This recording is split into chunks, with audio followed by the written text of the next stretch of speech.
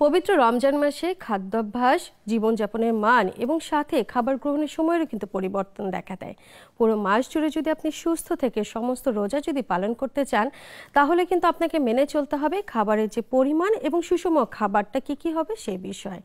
দর্শক, দেখতে দেখতে চলে আসলো রমজান মাস। তাই রমজান মাসের পূর্বেই আমরা আজ আলোচনা করব কিভাবে আপনি রমজান মাসে সমস্ত রোজা থাকবেন একটা সুন্দর খাদ্য তালিকা তৈরি করে। সবাইকে স্বাগত জানাচ্ছি আমি ডাক্তার শারমিন জামান, নেক্সাস টেলিভিশনের স্বাস্থ্য বিষয়ক আয়োজন রেনিক্স স্বাস্থ্য কথায়। দর্শক, আজ রমজান মাসে কি খাবেন সে বিষয়ে কথা বলার জন্য আজ আমাদের সাথে আছেন একজন পুষ্টিবিদ। আমাদের সাথে আছেন শাইলা পারভিন পপি, পুষ্টিবিদ, পপুলার ডায়াগনস্টিক সেন্টার, নারায়ণগঞ্জ। আপনাকে স্বাগত জানাচ্ছি। Thank you so much. আজ আমরা কথা বলবো পুরো মাস জুড়ে আসলে আমরা আমাদের খাদ্য তালিকাটা কিভাবে তৈরি করব। বিশেষ করে রমজান মাসে আমাদের সমস্ত বছরটা কিন্তু একরকম যায়, আমাদের খাদ্য গ্রহণের যে সময় এবং খাবার খাওয়ার যে ধরনটা সেটা তো একটা নিয়ম থাকে। তাছাড়া কিন্তু এই রমজান মাসে বিশেষ করে আমাদের সমস্ত সময়টাই পরিবর্তন দেখা দেয় এবং রমজান মাসে তো একটা সবার আগ্রহ থাকে যে নানা রকম খাবারের আয়োজন থাকবে, তার সাথে একটা আমাদের আসলে উৎসবের মতনও শুরু হয়ে যায়। এর জন্য প্রস্তুতি কিন্তু ঠিক আগে থেকে শুরু হয়ে যায়। এই যে রমজান মাসটা ঘিরে সবার এত বেশি উৎসাহ থাকে, তার জন্য যে ব্যবস্থাপনাটা, এটা আসলে শুরুটা আপনি যদি একটু বলেন যে আসলে পূর্ববর্তী সময়ে তারা আসলে পুরো রমজান মাসটাকে কিভাবে সাজাবেন, খাবার গ্রহণের যে সময়টা পরিবর্তন হচ্ছে সেই সময়গুলো নিয়ে যদি কথা বলেন। আসসালামু আলাইকুম, সবাইকে পবিত্র মাহে রমজানের শুভেচ্ছা। আর কিছুদিন পরেই রমজান শুরু হবে, তো আমরা যাতে পুরো রমজান মাসে রোজাটা সুন্দরভাবে পালন করতে পারি, এই কারণে আমাদেরকে আগে থাকতেই একটা প্রিপারেশন নিতে হবে। তো রমজান মাস তো সংযমের মাস, আত্মশুদ্ধির মাস, বরকতের মাস। তো আমরা যদি সব কিছু আগে থাকতেই প্রিপারেশন নিয়ে রাখি, তাহলে কিন্তু আমরা এই রোজাটা সুন্দরভাবে পালন করতে পারবো। যেমন আমরা যারা ডায়াবেটিস রোগী আছি, তারা ডাক্তারের কাছ থেকে ইনসুলিন বা ওষুধের ডোজটা ঠিক করে নিতে হবে। কারণ সারা বছর যে ইনসুলিন বা ওষুধের ডোজ থাকে, ওইটার ডোজটা পরিবর্তন হয় রমজানের সময়। এই সময় ইফতারে কতটুকু ইনসুলিন বা ওষুধ নিবে, তারপরে হচ্ছে সেহরিতে ইনসুলিন বা ওষুধের ডোজ কেমন হবে, ওইটার উপর ডিপেন্ড করে আমার খাবারের পরিমাণটা। একদম। তারপরে যাদের কিডনি রোগী, যারা কিডনি রোগীদেরকে একটা রেগুলার চেক আপ করে নিতে হবে যে আমার কিডনি লেভেল ওকে আছে কিনা, সিরাম ক্রিয়েটিনিনটা চেক করে নিতে হবে। যাদের ইউরিক অ্যাসিডের সমস্যা, তারা ইউরিক অ্যাসিড চেক করবে যে তার কতটুকু আছে। তারপরে হচ্ছে কিডনির রেগুলার চেক আপের মাধ্যমে তার খাবারের তালিকাটা সে আগেই একজন অভিজ্ঞ পুষ্টিবিদের কাছ থেকে ঠিক করে নিতে হবে। তারপরে যাদের হাই প্রেশার আছে, তাদেরও কিন্তু রমজানে এই প্রেশারের কারণে রোজা রাখতে সমস্যা হয়ে যায় যদি প্রেশার কন্ট্রোলে না থাকে। তো তারাও এই প্রেশার রোগী যারা, তারা ডাক্তারের সাথে আলাপ করে ওষুধের ডোজ ঠিক করার পাশাপাশি পুষ্টিবিদের পরামর্শ নিয়ে খাবারের তালিকা নিয়ে তালিকাটাও তৈরি করতে পারে। আমরা যারা নরমাল রোজা রাখি, তাদেরও কিন্তু সুন্দরভাবে রোজা রাখার জন্য, রোজাটা সুন্দরভাবে পালনের জন্য কিছু নিয়মের মধ্যে যেতে হবে। যে আমি সারাদিন রোজা রেখেছি বলেই যে ইচ্ছা মতো খাবো, সেটা কিন্তু না।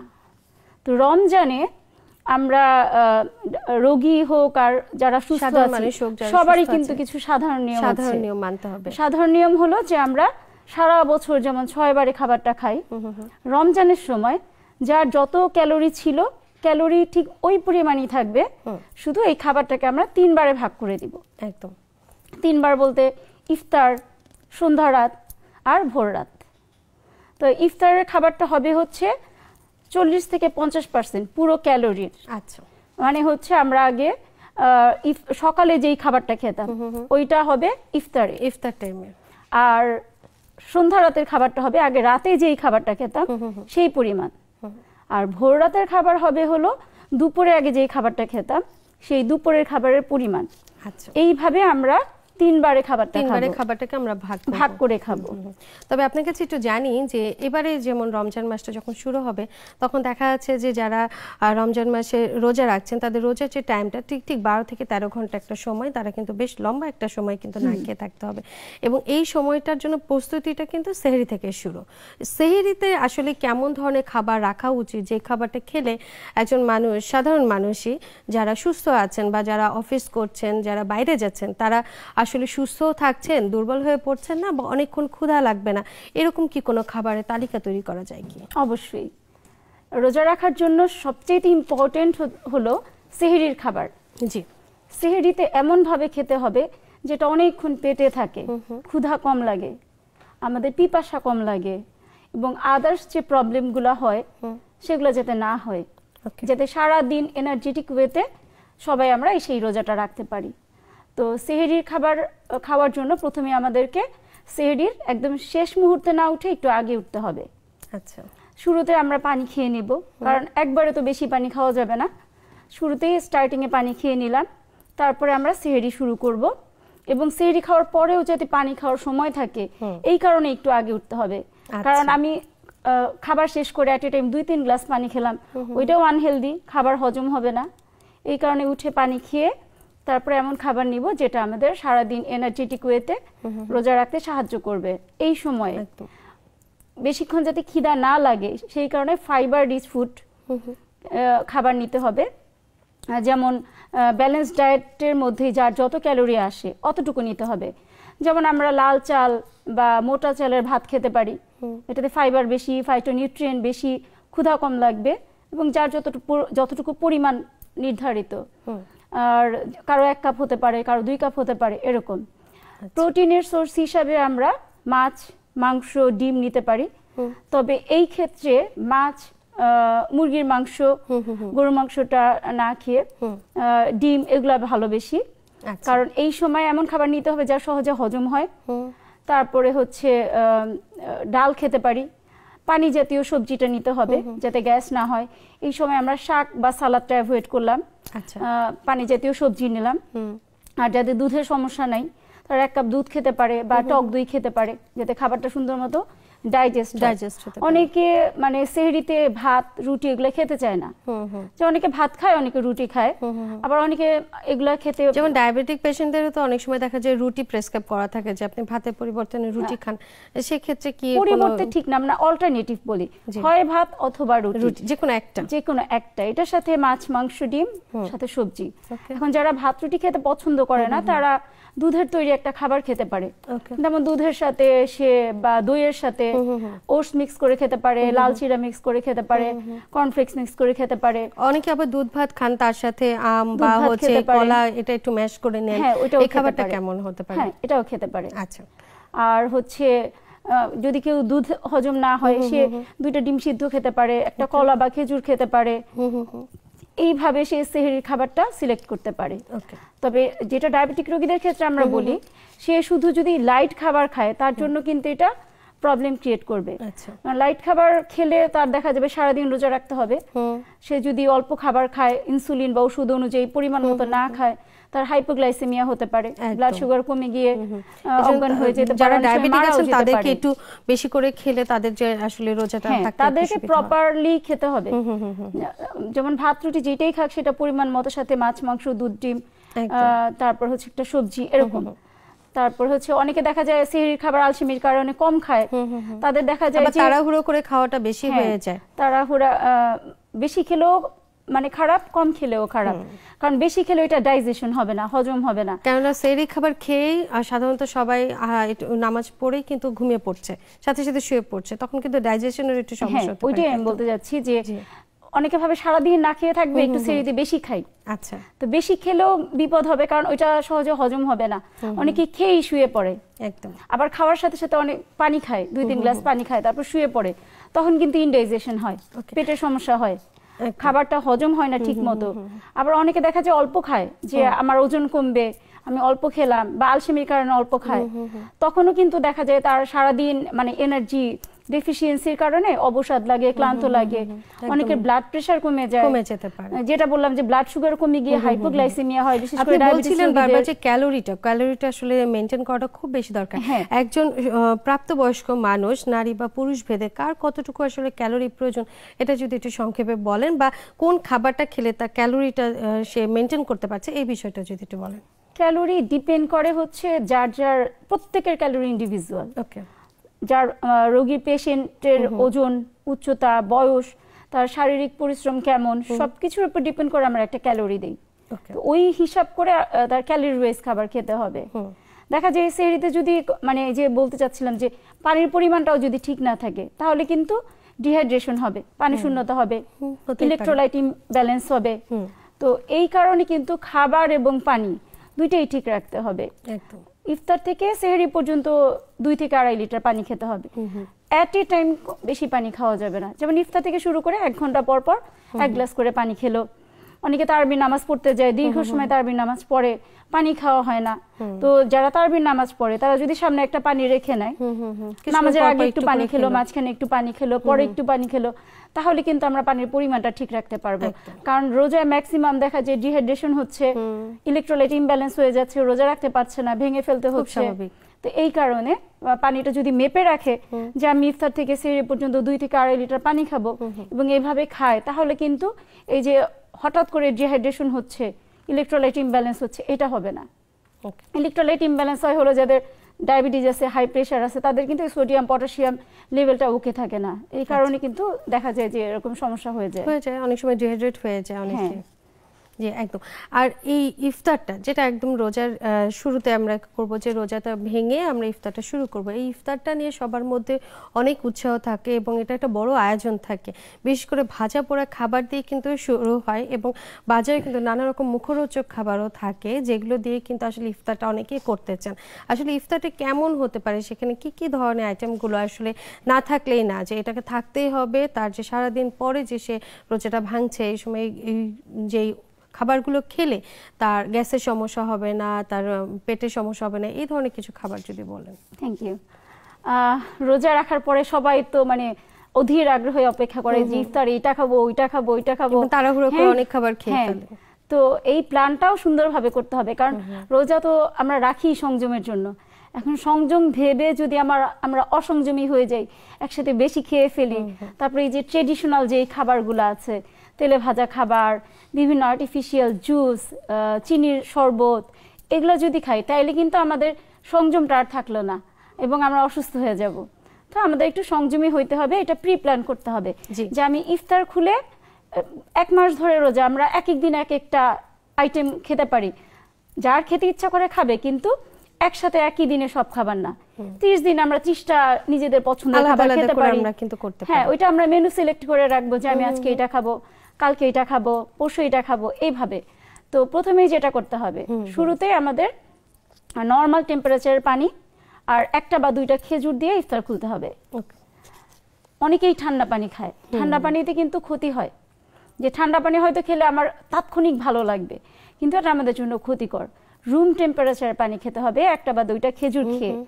কারণ ঠান্ডা পানিতে যখনই আমরা মানে সারাদিন আমাদের স্টমাক আপসেট থাকে, আমরা 12 থেকে 14 ঘন্টা না খেয়ে থাকছি, তো স্টমাক তো আপসেট থাকে, যখন ঠান্ডা পানিটা আমাদের পেটে পড়ে, তো এটা তার মানে সহ্য করার ক্ষমতাটা মানে সময় লাগে, কারণ এটা বুঝতে মানে সময় লাগে। তো শুরুতে এই কারণে নর্মাল টেম্পারেচারের পানি খেলাম, তারপরে হচ্ছে খেজুর খেলাম, তারপরে নামাজ পড়লাম, নামাজ পড়ে আমরা মেইন খাবারে যাব। কিছুটা বিরতি কেন দিতে হবে, কারণ অনেকে দেখা যায় পানি খেয়ে সাথে সাথে খাবার খাওয়া শুরু করে দেয়, কারণ আমাদের স্টমাককে তো একটু সময় দিতে হবে, কারণ সারাদিন সে না খাওয়া ছিল। তো এই কারণে একটু গ্যাপ দিয়ে তারপর আমরা নামাজ পড়ে মূল খাবারটা শুরু করব। শুরুতেই এমন খাবার খেতে হবে যেটা সহজে হজম হয়, যেমন এখানে দইয়ের সাথে চিড়া বা একটু ফ্রুটস অ্যাড করে খেতে পারে।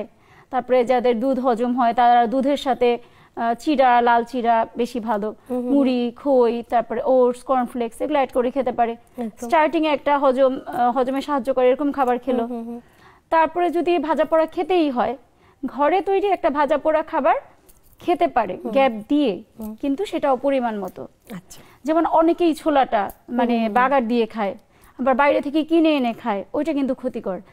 কারণ হলো এখন তো বাজারে তেলের দাম বেশি, তো বাজারে যেই মানে খাবারটা আমরা পাই বা মানে বাজার থেকে বাইরে থেকে যেটা আনি, ওরা কি করে একই তেল বারবার ইউজ করে। তো একই তেল বারবার ইউজ করলে ওটা তো ট্রান্স ফ্যাটে পরিণত হয়। ট্রান্স ফ্যাট তো আমাদের জন্য অনেক ক্ষতি, এটা সহজে ভাঙে না, আমাদের হার্টের জন্য, আমাদের স্ট্রোকের জন্য ট্রান্স ফ্যাট দায়ী। তো এই কারণে কি করতে হবে, আমরা যদি ছোলা খাই ট্রেডিশনাল উপায়ে, আলু টালু দিয়ে মশলা দিয়ে বাগার না দিয়ে, ছোলাটা আমরা ঘরে লবণ দিয়ে সিদ্ধ করে, তারপরে বিভিন্ন ধরনের সালাদ পাওয়া যায় সিজনাল, যেগুলা টমেটো, শসা, গাজর, ক্যাপসিকাম, লেটুস পাতা, ধনে পাতা, এটার সাথে সামান্য মাস্টার্ড অয়েল বা অলিভ অয়েল বেশি ভালো দিয়ে ড্রেসিং করে খেতে পারি। এইভাবে ছোলাটা খাবো। তারপরে সহজে হজম হয় হলো স্যুপ। সারাদিন রোজা রাখার পরে একটা হেলদি খাবার হলো স্যুপ। আচ্ছা। Chicken soup, chicken vegetable soup, তারপরে হচ্ছে ডিম দিয়ে আমরা স্যুপ করে খেতে পারি, এগ স্যুপ খেতে পারি, এটাও হেলদি খাবার। স্যুপটা কিন্তু খুব ভালো একটা খাবার হতে পারে, কারণ ডিহাইড্রেশনের সমস্যাটা কিন্তু ডিহাইড্রেশনও দূর করলো, এনার্জিও দিল সাথে সাথে। একদম সাথে সাথে। এর সাথে কি অনেকে দেখা যায় একটু রাইস আইটেম নিতে চায়, একটু ভারী খাবার খেতে চায়, সেক্ষেত্রে কি কোনো ক্ষতি হবে কিনা সেটা জানবো, কিন্তু একটা বিরতি থেকে। Thank you. দর্শক, আপনারা দেখছেন রেনিক্স স্বাস্থ্য কথা। সময় হয়ে গেল ছোট্ট একটা বিরতি নিয়ে, সাথেই থাকুন, ফিরছি কিছুক্ষণের মধ্যে।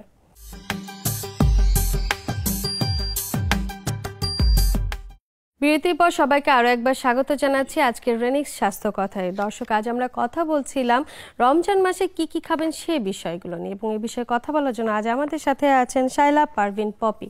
বিরতি থেকে যাবার আগে কিন্তু আমরা জেনেছি যে আসলে সেহরিতে কি খাবেন এবং ইফতারে কি কি ধরনের খাবার আসলে খাওয়া যায়। কিন্তু ইফতারে অনেকে দেখা যাচ্ছে একটু ভারী খাবার খেতে চান, একটু রাইস জাতীয় কিছু খেতে চান, অনেকে বিরিয়ানিটা খুব বেশি পছন্দ করেন, এর জন্য এটাকে ইফতারেও রেখে দেন। তো এই ধরনের ভারী খাবার খেলে কি কোনো ক্ষতি হতে পারে কি? পরিমাণ মতো, পরিমাণ ঠিক রেখে যদি খেতে চায়, ঘরে তৈরি খাবার খাওয়া যাবে, কিন্তু এই ক্ষেত্রে আমরা চিন্তা করব যে আবারও ক্যালোরি, যে আমার ক্যালোরিতে কতটুকু আসে। যে আমি রোজা ভাঙার পরেই শুরুতেই যদি 1 প্লেট 2 প্লেট খেয়ে ফেলি পরিমাণ ছাড়া, তাহলে আমাদের হেলথ হ্যাজার্ড হবে। তখন ওইটা ইনডাইজেশন হবে, সহজে হজম হবে না, পেটের বিভিন্ন সমস্যা, অ্যাসিডিটি হতে পারে। এই কারণে আমাদের পরিমাণ ঠিক রেখে খেতে হবে, কিন্তু রেগুলার না। অবশ্যই আমরা বিরিয়ানি, পোলাও, খিচুড়ি প্রতিদিন খাবো না। যেমন অল্প তেলে রান্না করা আমরা সবজি খিচুড়ি খেতে পারি, ওইটা হেলদি, পরিমাণ মতো। সাথে আমরা মাছ, মাংস বা ডিম নিলাম। আর পোলাও, বিরিয়ানি যদি খেতেই হয়, আমরা পরিমাণ ঠিক রেখে, হয়তো প্রতিদিন না খেয়ে মাঝে মাঝে খেলাম অল্প পরিমাণে। কিন্তু যেদিন আমরা বিরিয়ানি খাবো বা খিচুড়ি খাবো, সেই দিন কিন্তু অন্যান্য যেই আইটেমগুলো আছে ওগুলো অ্যাভয়েড করতে হবে।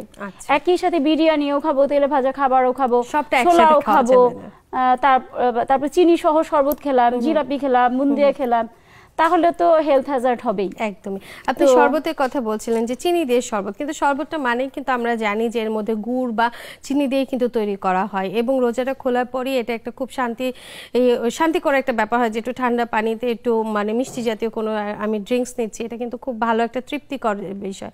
তো আপনি বলছেন যে চিনিটা বাদ দিতে, তাহলে চিনি যদি বাদ দেয় তাহলে শরবতটা কিভাবে আসলে তৈরি করা সম্ভব? আসলে চিনি খাওয়ার কোনো প্রয়োজনই নাই, কারণ চিনি যেটা হোয়াইট সুগার, সেটা আমাদের জন্য হেলদি না। তাহলে আমরা কিভাবে শরবত খাবো?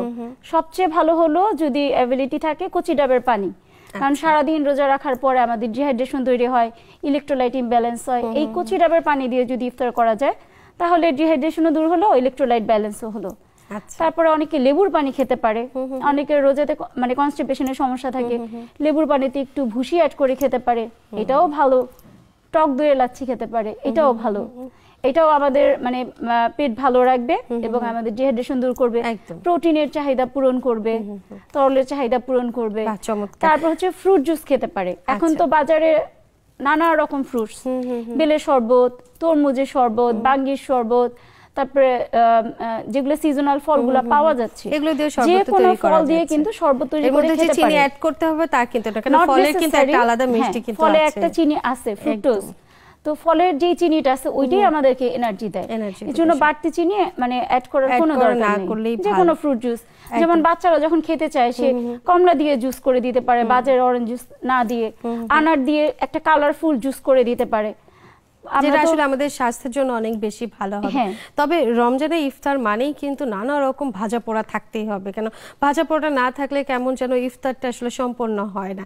এই ভাজা পোড়াগুলো আসলে খেলে কতটুকু খাওয়া যাবে বা খেলে কি কি ধরনের সমস্যা হবে, এই বিষয়টা যদি একটু বলেন। Thank you. ভাজা পোড়া তো সবারই পছন্দের খাবার, কিন্তু এটা আমরা খেতে চাইলে ওই যে বললাম বাজারেরটা না এনে ঘরে তৈরি করে খাবো, কারণ বাজারে তো একই তেল ইউজ করে, ট্রান্সফ্যাটের পরিমাণ বেড়ে যায়।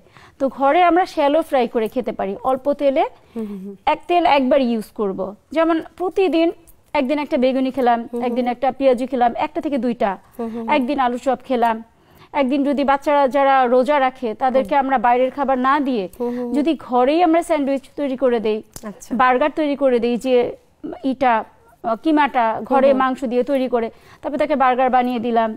যদি সে নুডলস খেতে চায় বাচ্চারা, ঘরে তৈরি করে দিলাম। তো এইভাবে এক একদিন এক একটা আইটেম কিন্তু খাওয়া যাবে, কিন্তু অল্প তেল ইউজ করতে হবে, কারণ বেশি তেল ইউজ করলে আমাদের ওজনও বাড়বে এবং আমাদের যে রক্তে চর্বির পরিমাণ বেড়ে যায়, কোলেস্টেরল লেভেল হাই হয়ে যায়, স্পেশালি যারা হাই প্রেশারের রোগী তাদের জন্য তো তেলে ভাজা খাবার খেলে প্রেশারটা বেড়ে যাবে।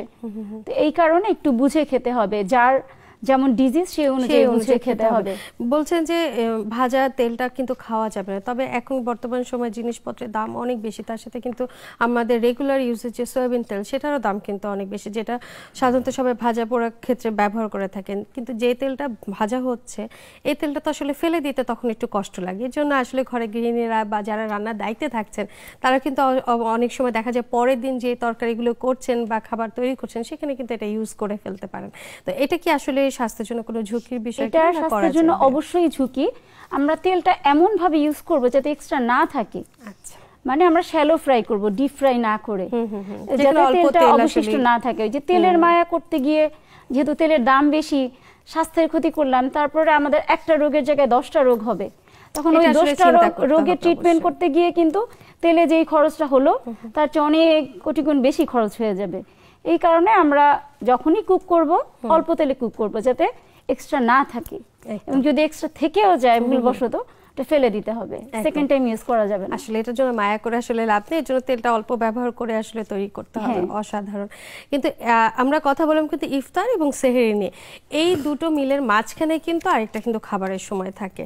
সাধারণত দেখা যায় ইফতারে এত বেশি খাওয়া হয়ে গেছে যে অনেকে দেখা যাচ্ছে ডাইজেস্ট করতে পারছে না বা পেটটা খুব ভরা ভরা লাগছে, মধ্যরাতের খাবারটা নিচ্ছেন না, একদম সরাসরি সেহরিতে চলে যাচ্ছেন, সেহরিতে খাচ্ছেন আবার ইফতারে খাচ্ছেন, এরকম করে অনেকে শিডিউলটা আসলে ফিক্স করে নেয়।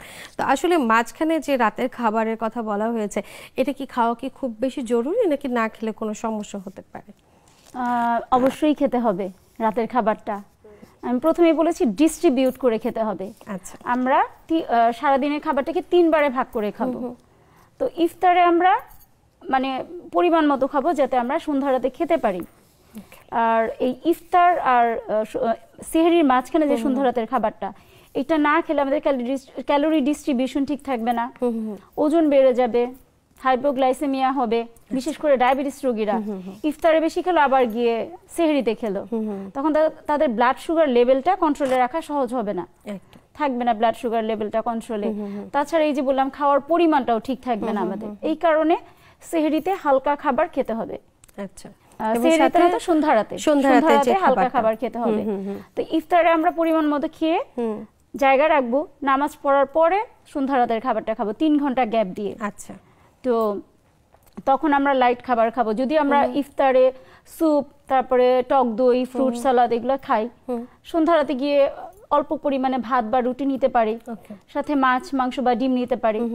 আর যদি কেউ ইফতারে এগুলা খায় তাহলে সন্ধ্যা রাতে সে টক দই খেলো, মানে চিরা দিয়ে খেলো বা স্যুপ খেলো, মানে হালকা কিছু একটা খাবার খেয়ে নিল, সেটাও কিন্তু খাবার, এবং এটা কিন্তু স্বাস্থ্যের জন্য অনেক বেশি জরুরি যেটা আপনি বলছেন। তারপর রোজার সময় অনেকের কনস্টিপেশন হয়, সে একটু চিয়া সিড ভিজিয়ে রেখে খেতে পারে সন্ধ্যা রাতে খাবারের পরে, বা চিয়া সিড দই দিয়েও মিক্স করে খেতে পারে। এটা হচ্ছে হেলদি।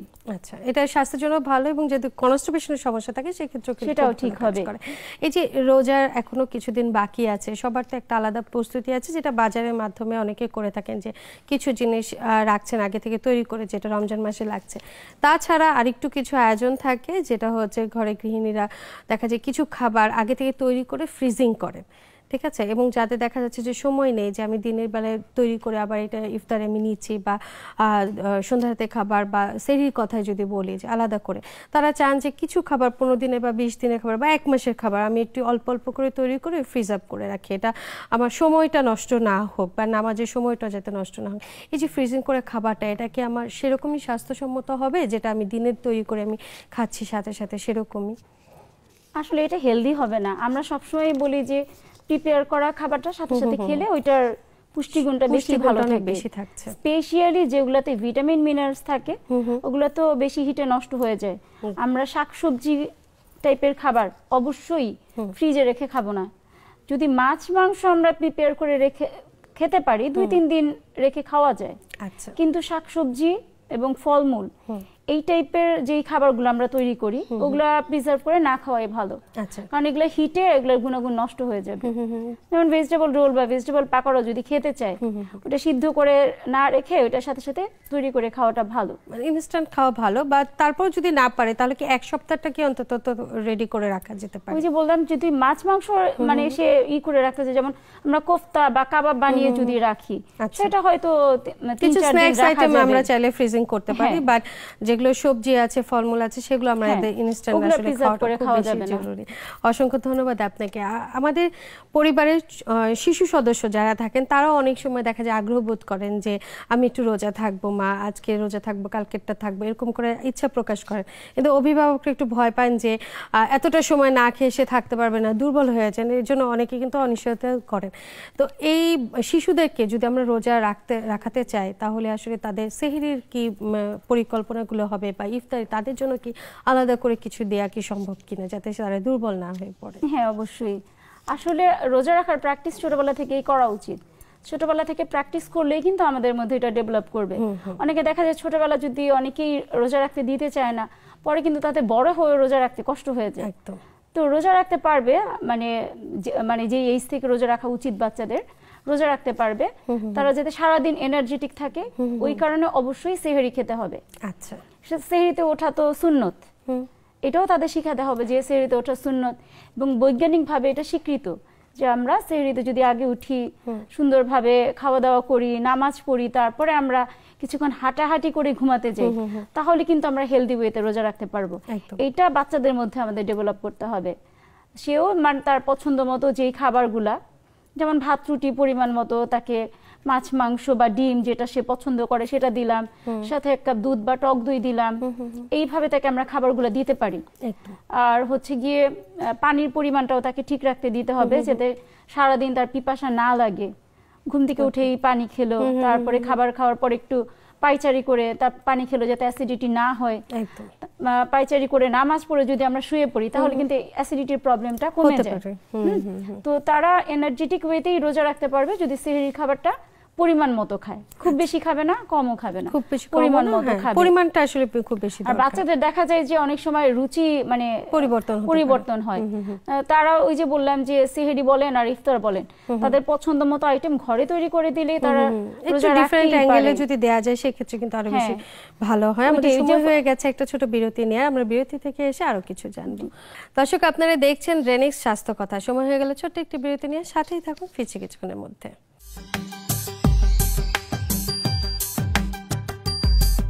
বিরতির পর সবাইকে আরো একবার স্বাগত জানাচ্ছি আজকের রেনিক্স স্বাস্থ্য কথায়। দর্শক, আজ আমরা কথা বলছিলাম রোজায় কি খাবেন সে বিষয়গুলো নিয়ে, এবং এই বিষয়ে কথা বলার জন্য আজ আমাদের সাথে আছেন Shaila Parvin poppy.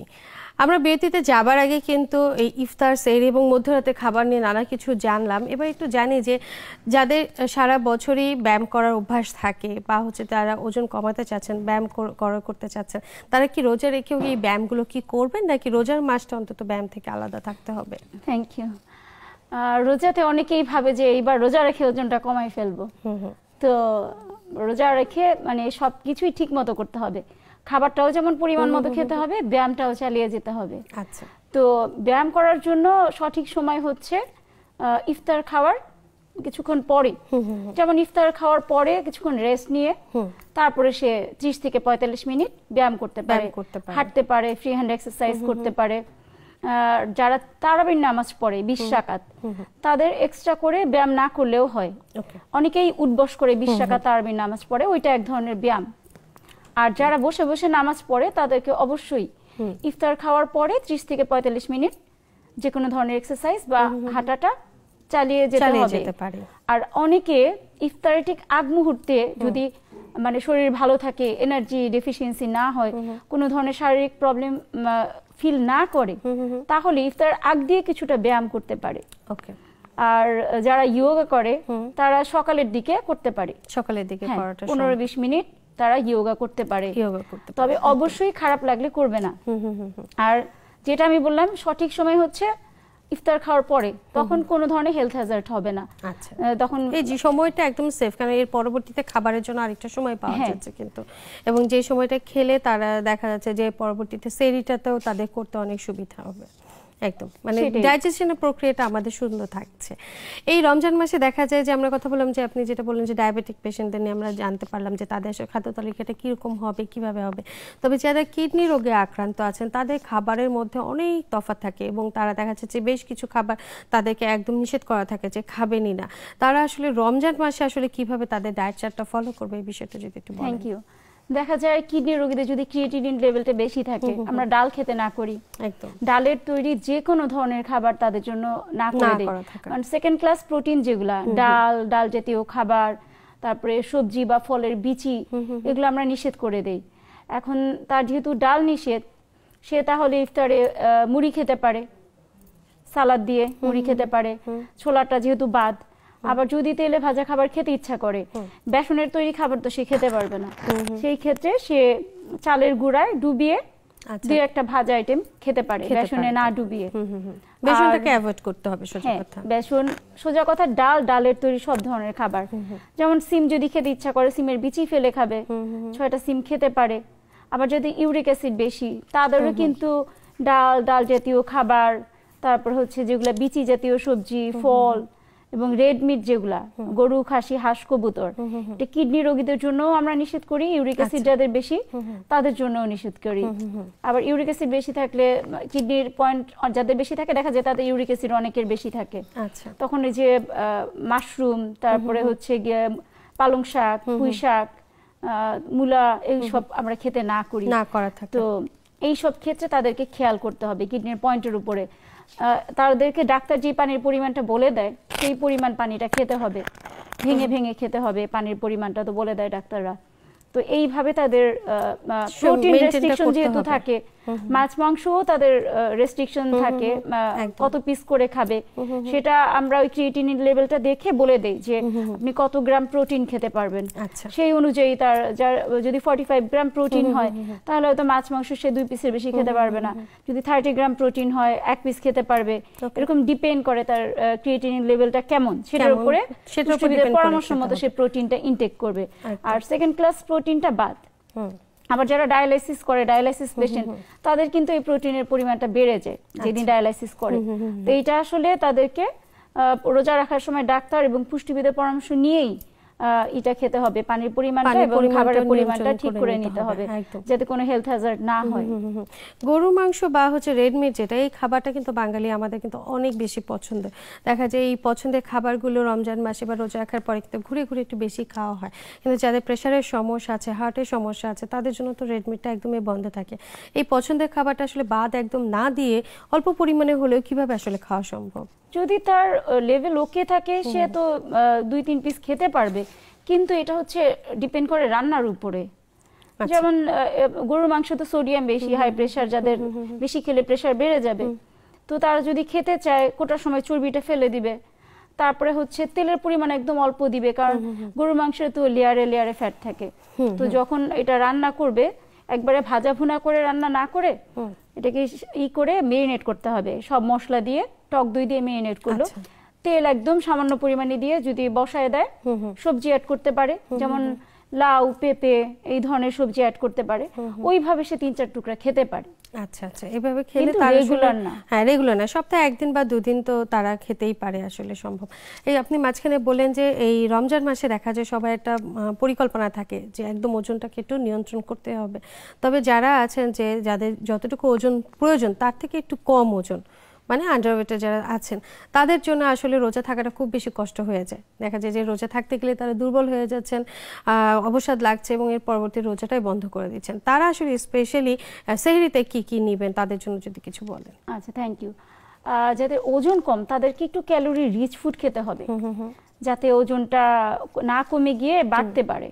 Calorie rich বলতে হচ্ছে আমরা যদি 2-3টা খাবার একসাথে মিক্স করে খাই, ওটার ক্যালোরির পরিমাণটা বেড়ে যায়। যেমন সে ইফতার খুলে অন্য ধরনের আইটেম না খেয়ে চাল, ডাল, সবজি দিয়ে মিক্স খিচুড়ি খেলো, পায়েস খেতে পারে, তারপরে হচ্ছে পুডিং খেতে পারে। এগুলোতে ক্যালোরির পরিমাণটা বেড়ে যায়, কারণ পুডিং এ কি থাকে, দুধ, ডিম, চিনি সব একসাথে থাকে। তারপরে হচ্ছে এই দুধ জাতীয় খাবারের মধ্যে যদি কিশমিশ অ্যাড করে, সেটা মানে ডাইজেশনেও হেল্প করে, ওজন বাড়াতেও হেল্প করে। খাবারের সাথে যদি আলু বোখারা অ্যাড করে, এটাও আমাদের রুচি বাড়ায়। ধনে পাতা, তারপরে ভিটামিন সি জাতীয় জিনিসটা, মানে পুরো খাবারের সাথে ধনেপাতা অ্যাড করলো, লেবু অ্যাড করে খেলো, ভিটামিন সি এগুলো আমাদের রুচি বাড়াতে সাহায্য করে, খাবারের সাথে এগুলো অ্যাড করবে একদম। আর হচ্ছে যেগুলো ক্যালোরি ডেন্স ফুড ওগুলা খাবে, পায়েস, পুডিং, হালুয়া, সুজির হালুয়াতে যেমন দুধ, সুজি, ডিম থাকে একসাথে থাকে, এইভাবে সে খেতে পারে, কারণ সে তো চাইলেও বেশি খেতে পারবে না। তো এই কারণে সে মানে মানে ক্যালোরি বেশি থাকলো পরিমাণে অল্প হলো, 2 পিস পুডিং খেলে তার অনেক অনেক ক্যালোরি সে পেয়ে গেল। এই জিনিসগুলো ভাত না খেয়ে খিচুড়ি খেয়ে ক্যালোরি পেয়ে গেল। সে যদি বিরিয়ানিতে লাইক করে এগুলোও সে খেতে পারবে, ওগুলো ওই যে চর্বি ফেলে দিয়ে ছোট ছোট করে কেটে দিল, প্রোটিনটা যাতে বেশি থাকে তাহলে সে একটু বেশি ইনটেক করতে পারবে। ফ্যাটের পরিমাণ সে বাড়াতে পারবে, কিন্তু ওই যে মানে যখন স্যুপ দিল, ফুল মানে ক্রিম স্যুপ খেলো, কিছু খেতে ভালো লাগে না, ক্রিম স্যুপ খেলো, সে সাথে সাথে এনার্জি পেল, ওয়েটও গেইন হলো, এইভাবে সে ক্যালোরি ইনটেক করবে। তারপরে যেগুলা ফলের শরবত, ফলের শরবত যেগুলা কলাতে ক্যালোরি বেশি, কলা খেলো, খেজুর খেলো, খেজুর কিন্তু ইচ্ছা মতো খাওয়া যাবে না। রোজার একটা সবচেয়ে মানে মানে ইম্পর্টেন্ট খাবারটা হচ্ছে খেজুর, এবং এটা সবাই পছন্দ করে, কিন্তু ভ্যারি করে। যার ওজন কম সে খেজুর 4-5টা খেতে পারবে, যার ওজন বেশি সে কিন্তু 1টা থেকে 2টা খেতে পারবে, এর বেশি আসলে কারোর জন্য আসলে ভালো না। শায়লা পারভিন পপি, আপনাকে অসংখ্য ধন্যবাদ। রমজানের পূর্ববর্তী সময় এরকম অসাধারণ কিছু ব্যাপার বলে আমাদের দর্শকদের কিন্তু অনেক বেশি আপনি উপকার করেছেন, আপনাকে অসংখ্য ধন্যবাদ। আপনাকেও অনেক ধন্যবাদ। ধন্যবাদ দর্শক আপনাদেরও যারা এতক্ষণ আমাদের সাথে ছিলেন। আসলে রমজানে কিভাবে সুস্থ থাকবেন তার জন্য কিন্তু একটা পরিকল্পনা খুব বেশি প্রয়োজন। আপনি চাইলেই কিন্তু আপনার পুরো মাসটাকে আপনি এবং আপনার সন্তান এবং পরিবারের সবাইকে নিয়ে কিন্তু সুস্থ থাকতে পারেন, এবং চাইলে একজন পুষ্টিবিদের সাহায্যও নিতে পারেন, কারণ খাদ্য তালিকা যেটা আপনি তৈরি করবেন পর্যাপ্ত পরিমাণ ক্যালোরি এবং সুষম খাদ্যাভ্যাস তৈরি করে, সেটা কিন্তু আপনার পুষ্টিবিদ আপনাকে সাহায্য করতে পারে। সবাই সুস্থ থাকবেন, ভালো থাকবেন, দেখা হবে অন্য কোনো পর্বে। আজ বিদায়।